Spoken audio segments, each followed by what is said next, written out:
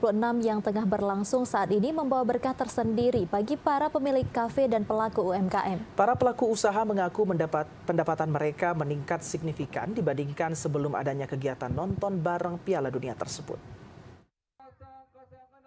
Perhelatan Piala Dunia 2026 memberikan dampak positif bagi pelaku UMKM dan pedagang kecil. Sejumlah kafe dan pusat kuliner dipadati masyarakat yang datang untuk nonton bareng pertandingan.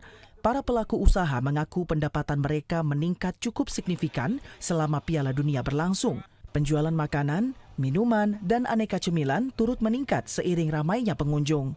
Salah seorang pedagang, Agusman, mengatakan kegiatan nobar dan berbagai acara yang digelar di Calang mampu meningkatkan pendapatan para pedagang. Pendapat saya bagi pedagang pas sekali kalau ada dibikin acara kayak gini. Kalau hari-hari Minggu boleh dibikin kayak ini sepeda santai dan jalan santai. Kalau kayak ini bagus. Nonton Piala Dunia, ya. Karena kami pedagang kan butuh kali kayak gini. Rezeki lancar, apalagi hari-hari Minggu, nggak ada acara lain. Para pelaku UMKM berharap pemerintah daerah dan berbagai pihak terus menghadirkan kegiatan yang menarik kunjungan masyarakat.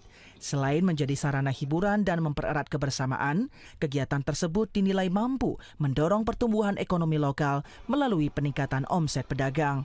Dari Aceh Jaya, Musliadi, TVRI Aceh melaporkan.